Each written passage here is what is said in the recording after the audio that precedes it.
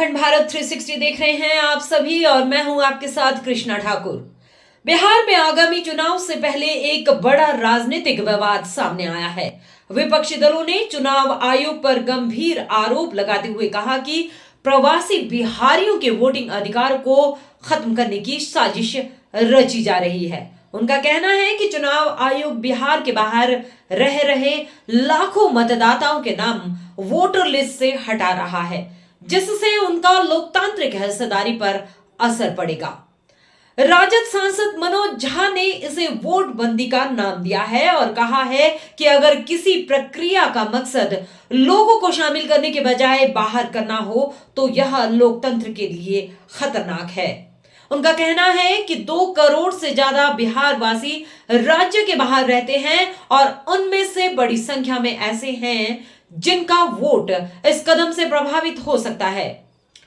2 जुलाई को चुनाव आयोग के साथ हुई एक अहम बैठक में विपक्ष के 11 दलों को बुलाया गया था, लेकिन कई नेताओं को अंदर जाने की अनुमति नहीं दी गई। कांग्रेस के वरिष्ठ नेता जयराम रमेश ने आरोप लगाया कि वह 2 घंटे प्रतीक्षा कक्ष में बैठे रहे, लेकिन उन्हें प्रवेश नहीं दिया गया। उन्होंने सवाल उठाया कि क्या अब चुनाव आयोग किसी राजनीतिक पार्टी का मुख्यालय बन गया है।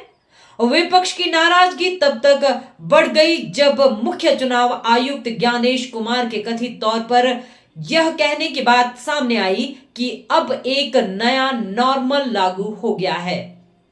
इसके मुताबिक किस नेता से मिलना है यह आयोग तय करेगा। हर दल के केवल 2 प्रतिनिधि ही मिल पाएंगे और बातचीत का तरीका व लहजा भी आयोग ही निर्धारित करेगा।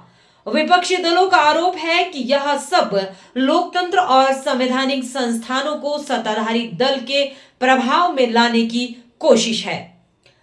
मनोज झा ने एक और गंभीर आरोप लगाया कि चुनाव आयोग के कुछ अधिकारी पत्रकारों को व्हाट्सएप पर गुप्त सूचनाएं लीक कर रहे हैं और प्लांटेड खबरें चलवा रहे हैं। उन्होंने तंज कसते हुए कहा कि गुप्ता जी कुछ गुप्त नहीं रखते और उनके 24 घंटे के टाइमर के स्क्रीनशॉट तक विपक्ष के पास पहुंच रहे हैं। विपक्ष ने इस पूरे मामले पर मीडिया की भूमिका पर भी सवाल उठाया है। उनका कहना है कि लोकतंत्र के चौथे स्तंभ ने भी इस मुद्दे को नजरअंदाज किया है और यह बेहद चिंताजनक स्थिति है। विपक्ष के नेताओं ने यह भी कहा कि जैसे नोटबंदी ने देश की अर्थव्यवस्था को झटका दिया था, वैसे ही यह वोटबंदी लोकतंत्र की आत्मा पर हमला है। उनका कहना है कि संवैधानिक संस्थाएं अगर निष्पक्ष न रहे तो जनता उन्हें उनके दायरे में वापस भेजना जानती है।